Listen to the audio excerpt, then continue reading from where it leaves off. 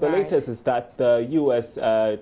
Trade Secretary as well has pulled out of the Saudi conference. Steve Mnuchin had spoken to President Trump, and it was agreed that they should also stay away from the conference. And this is quite significant because the U.S. is an ally. Yeah, it's not going to be easy Saudi for them. Arabia. And so, well, we haven't seen the end of that story yet. Yeah. We will keep our eyes on it and definitely report as and when we have new information. To tonight's stories, we begin with fashion. It used to be the preserve of school dropouts and teenage pregnant girls. Now, popularly known as Adipam, the local fashion industry has come a long way to become a booming global business. Globally, the fashion industry contributes about $3 billion to the world's GDP. But is Ghana tapping into this business space? Ahead of the Glitz African Fashion Week tonight, Sandra Afenu has been assessing fashion as a business in the country.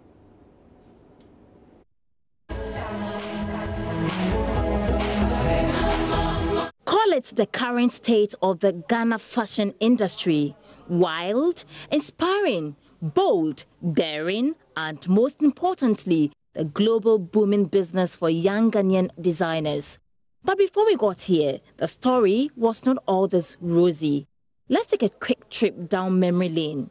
Adipam, as it was popularly called, was a preserve for school dropouts and academically weak. People would send their children to go and learn how to sew because they got pregnant along the way or they are not doing very well in their studies. Fashion is a very intellectual job. It's a very intellectual process.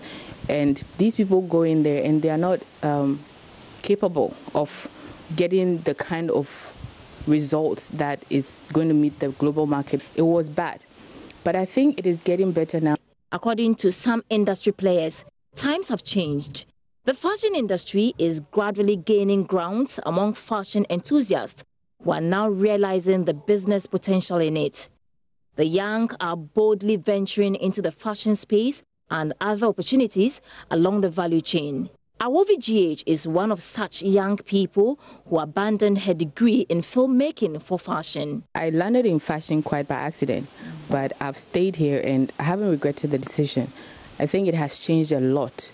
A lot of people are quitting high-paying jobs to go into fashion. Even though the Ghana fashion industry is said to be growing steadily, access to finance remains a challenge. The emergence of social media has also come in handy, but not without challenges.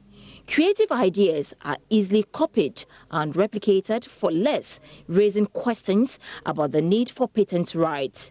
Inspirational designer Renee Q, now rebranded as Kwe, is one of such designers whose passion has been deflated due to copying. The mistake that I made many years ago, and a lot of designers are still making, is that we are not patenting our products. You know, now if you do have a very unique product, a unique idea, like 10, 11 years ago, I started making t-shirts with African print. It wasn't done anywhere. I started doing it. Now, if I had the wisdom and experience that I have now, I should have patented my product then. Then if anybody else is copying me, I have something to show that this is my idea, this is my design. You're either paying me for something or otherwise, I don't even mind you giving me some sort of benefit or something. Even the idea of you creating, it's another way of, it's even stressful, but you need to love what you do. If you don't love it, it's not really the best. But now I would say it's not really an issue. Anytime I do something and it's being copied, I think of going on the other level. And for me, I think if you're a designer and you're surviving in this industry and you're not being copied, for me, it's not real. Even though many say the industry is growing, the players say more is expected to make it one of the main export earners for the country. Globally, the fashion industry is worth $3 trillion annually, which is 2% of the world's GDP. The value of men's wear industry alone is $402 billion, while women's wear is worth $621 billion. The African fashion industry has been described as an emerging and a promising one with a potential of becoming a $15.5 billion industry in the next 5 years. But how do we get there? Platforms like the Glitz African Fashion Show has over the years given young and creative designers the opportunity to expose their ideas to the world. The 6th edition of the Glitz African Fashion Week, slated for Thursday, October 18, 2018 to Sunday, October 21, aims to further drive this course. Activities for the event include training, mentorship and internship. Whereas some have lauded initiatives like the Glitz Fashion Week, others say it will take cooperation and unity among local designers to break through on the global space. Sandra Isanamapenu, Joy Business.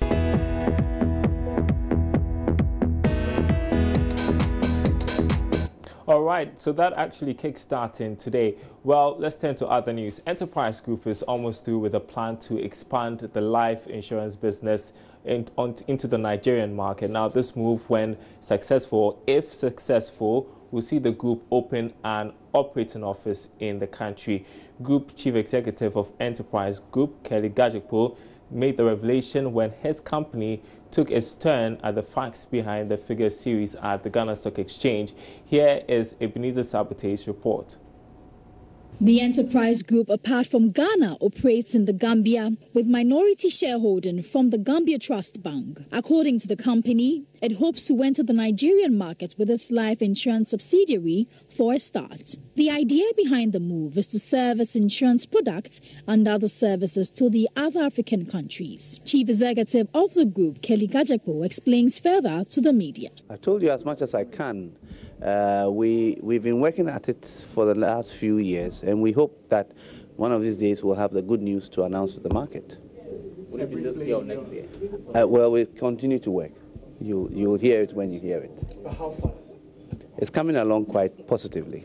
We are quite sure we will get into that market. On the capital requirement increment for the sector, the CEO noted that the firm is not worried over plans by the regulator to increase the figure. Till we know how much it is, we do not see a problem at all. We think that the notion of increasing the capital requirement is a good one. It will allow insurance companies to have the kind of balance sheet to pay claims and mitigate risks the way that the market wants. It's as simple as that. The group, in its 2017 financial report, recorded a total net income of 543 million cedis and total assets worth 1 billion cedis.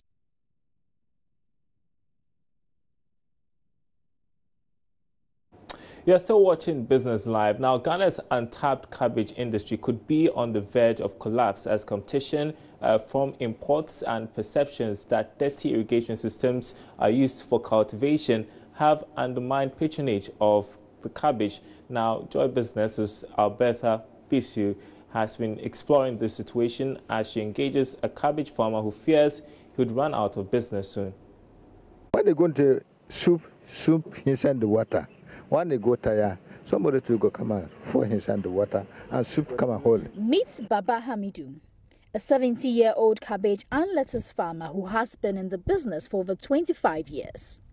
According to him, many cabbage farmers like himself have been left to their fate as they cannot compete with imported species. A visit to Hamidou's farm reveals a zeal to accomplish his farming ambitions in the non-traditional export sector. He says manual cultivation of cabbage does not augur well for commercial production. Them have tractor, it's weed for them. They plant it. They plant it again from chemical. The machine go all go spray for them. For water too, the machine do water.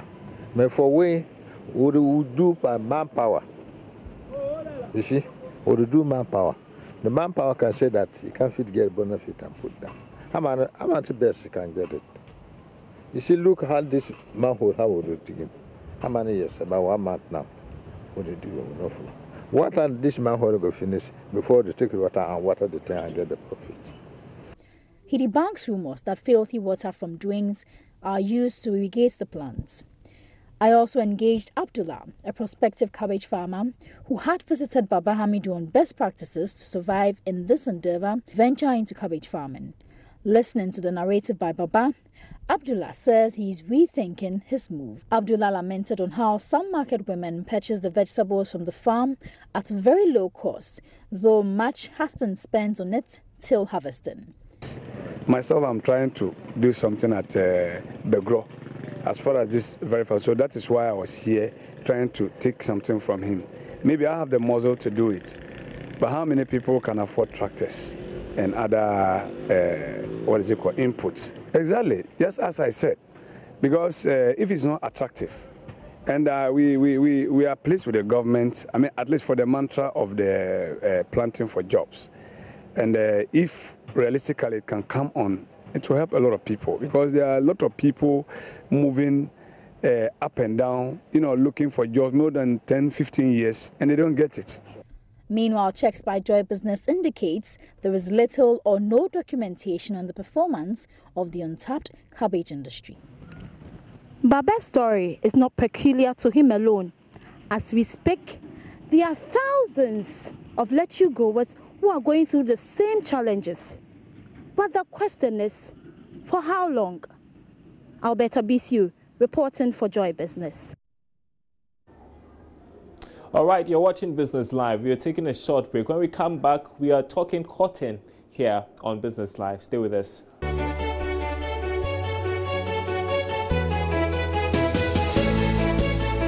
Welcome back to Business Live. It was once a vital crop in Ghana's agriculture sector, producing about 300,000 tons in the early 60s as raw materials for textile production. However, the cotton industry is almost faded away following the decline in the fortunes of the Ghana Cotton Company Limited. The following report, Karen Dodo, explores the remains of the once vibrant cotton industry and how it could be revived. Now Wienco Cotton Ghana Limited. This factory, located in Tamale, used to be one of the major production sites for cotton production in Ghana. The agricultural commodity producing company, Wienco Ghana, took over the then Ghana Cotton Company Limited in 2011, which was facing some challenges. Years down the line, and the story is no different for Wienco. Chief Accountant Aliu Basha Mohammed tells me how a decline in seed cotton supply is crippling their business. Once the farmer is not making money, that particular farmer will not be motivated to do the production.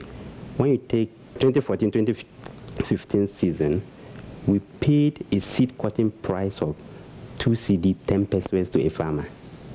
Now the following year, this price dropped to 1 CD 60 pesos. Now as a farmer, this particular decrease in price will certainly affect you.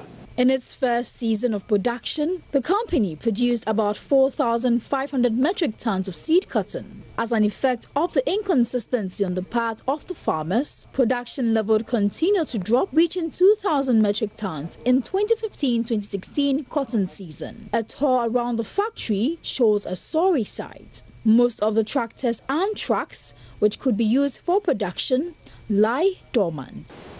All this here that I'm standing on is seed cotton. Now the season has not yet started for them, but then this one they have here, they're going to use them after the maintenance works that are ongoing. Now on a good day, or during their peak season, they have about 7 warehouses and they are filled to the top with seed cotton. Then it is sucked through this tunnel here, goes into the factory, and then the processing is done. But then because the volumes that they require, they are not able to meet that supply, they are only able to do about 3 to 4 now. Unfortunate developments. Let's now move on to the phone lines and speak with Deputy Minister for Agri Kennedy Osei Nyako. Good evening, sir, and thanks so much for joining us on Business Live. Yes, evening. How are you doing? Thank you, sir. And to begin with, what do you think has accounted for the poor performance of Ghana's cotton industry? Well, first of all, let me say good evening to your cherished viewers. It's a long story, you have been. Just keep it short for us, eh? Yes, it has been so much up and down. I mean, and so much issues surrounding the cotton industry. And if you trace the history. And it started way back somewhere in 1985, where at the time, cotton prices on the international markets was very high, and it declined. 1998, you can see cotton price on the international market was going for $1,600 per ton for a length of cotton. It dropped to about $800 in 1999. It went up a little bit, and it has come back to $800. So if you see, the farmers, basically produce and they want to make money. So, but you agree with me that that was in the past, but along the line, things really changed, and it became a very booming industry. It has not been stable, and it has been moving around 700, 800, 900. It has not been back. But you agree with me that it's like that with commodities. It's always not stable. So that is exactly so. But you see, the issues in the cotton industry are a little bit different from the issues in other commodity industries. Okay, this cotton, I mean, brands are cotton.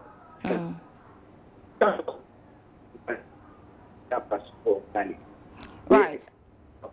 So is that to suggest that once we are not having a stable market for, if you can hear me, I'm just asking, is that to suggest that there's no plan to revive the industry since you don't see it at a very, can you hear me, sir? Yes. I'm asking whether what you're trying to say is that we don't have stable markets on the international, prices on the international market. And so we are having some difficulties hearing you. If you can reposition yourself, well, would love to hear from you. So please try and reposition yourself well so that we can hear you clearly. I'm afraid it looks like we've lost the Deputy Minister of Agric, and we've been talking about the cotton industry and what it would take government and the country to revive the industry. And as it stands now, we know that the cotton industry is almost dead, and so what can we do? And then the farmers are actually calling for a stabilization fund, but we'll come back, we'll try and see whether we get him after this break.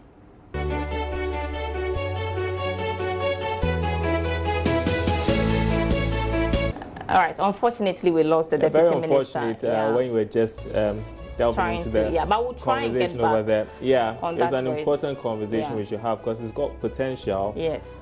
Especially for our textiles industry, market. Yeah. And we've been talking about the Glitz Fashion Week, which is starting today. Today, wow. So Sunday. Is it the biggest fashion event in Ghana? I think so. Wow. So you should pass through, right? Okay, so that'll be it for tonight's edition of Business Live. Thanks for watching. More news on our website, myjoyonline.com/business. My name is Darryl Kwao. And I am Sandra Esenamapen. Have a great evening.